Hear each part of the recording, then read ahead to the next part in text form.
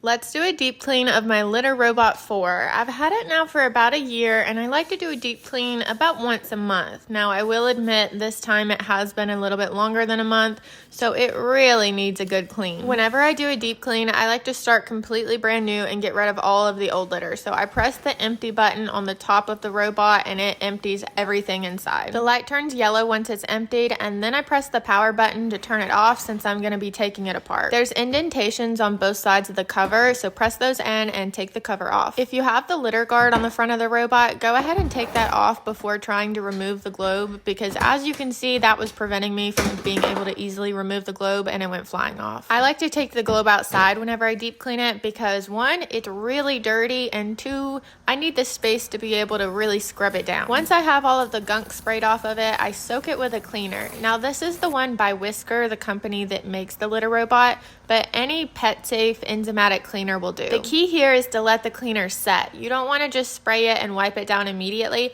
At least give it a few minutes, but honestly the longer the better, so it actually has time to work, and fresh air is always a good thing for the globe. I also like to spray it down with a solution of vinegar and water because vinegar is a great deodorizer. But once I start wiping it down, I try to get every single nook and cranny, the inside and the out. The flap that I picked up just a few seconds ago, that's a great spot to get behind because stuff can easily get stuck inside of it. Once I have it completely cleaned and rinsed out, I set it outside in the sun to dry because it can take a while to dry, so I like to do it first so I can get to cleaning everything else on the inside while it dries outside. Next, I empty the waste drawer, and I also pop the little grate out of the step and shake it over top of the bag to get any loose litter out of it. Then I go in with the vacuum and get all of the loose litter that's laying around.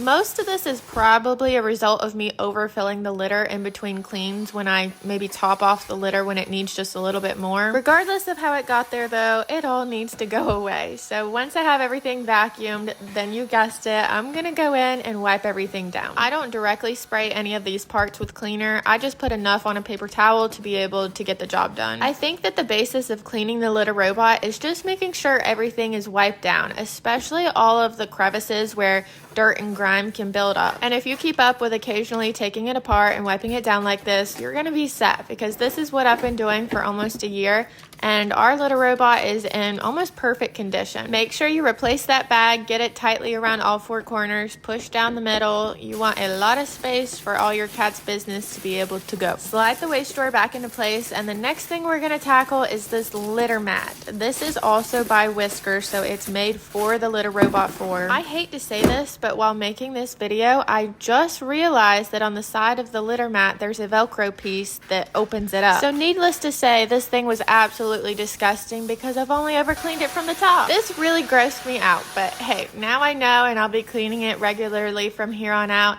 And maybe there's one other person out there who's watching this who didn't know either, so we all know. And yes, in case you're wondering, that little yellow bowl was immediately picked up and washed because it was definitely picking up some of the cleaner. I'm still rotating between the enzymatic cleaner and the water and vinegar solution while I'm doing all of this cleaning. I'm really picky on what I use to clean any and all pet products because a lot of cleaning products have super harsh chemicals that will linger, and I'm just not a fan of that. Once the litter mat is looking sparkly and brand new, I move on to the next step of deep cleaning, which is the area around the litter robot. Now's the perfect time to go ahead and tidy up around the general area of the litter robot, because even if the litter robot itself is clean, if the area around it isn't very clean, it could be causing a bunch of other problems, like making your cat hesitant to even go near the litter robot.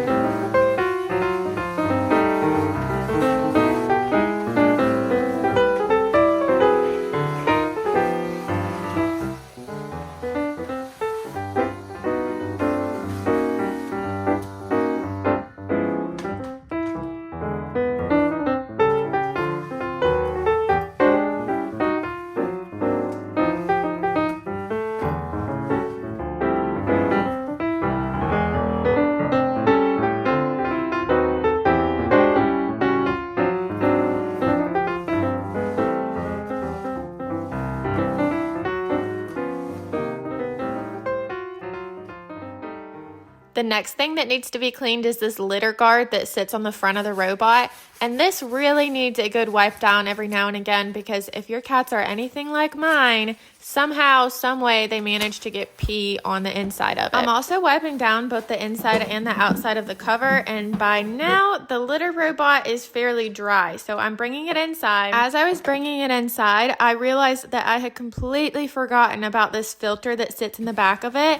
I cannot remember the last time that I replaced it. It was absolutely disgusting. Threw that thing in the trash, and I need to order a new one. Then we just need to reassemble it. So I start by placing the globe back in its place.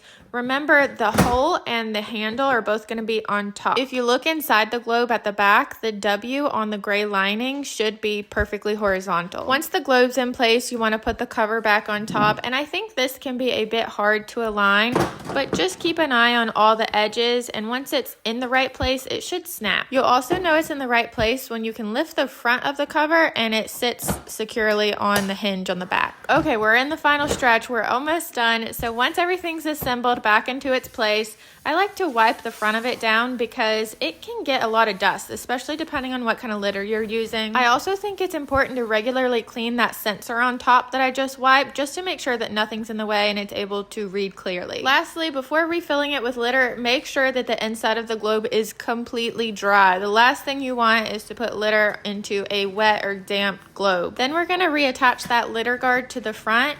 And I have to admit, this is kind of tricky. I have to play around with it, slide it back and forth. And again, you're going to hear that snap when it's finally in place. All right, she's looking clean, fresh, and beautiful. But you know what we almost forgot? To turn the power back on. Always make sure that blue light comes on. That means that it is good and ready to go, especially after a deep clean where you have to take it apart and reassemble it.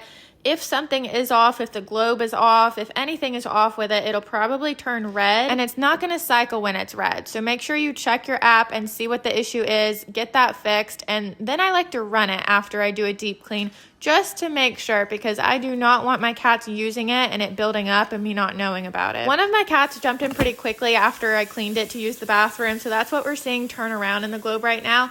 Do you also see how some extra litter is pouring down into the waste drawer? That again is, I think, a result of me overfilling the litter. You only want to fill it to the fill line that's inside, but this is our first time using corn litter. It's much more lightweight than clay litter, and although it is clumping litter, I'm testing it out right now to see how well it works with the litter robot. But yeah, that's about it. Now we both have clean litter robots. That wasn't too hard, was it?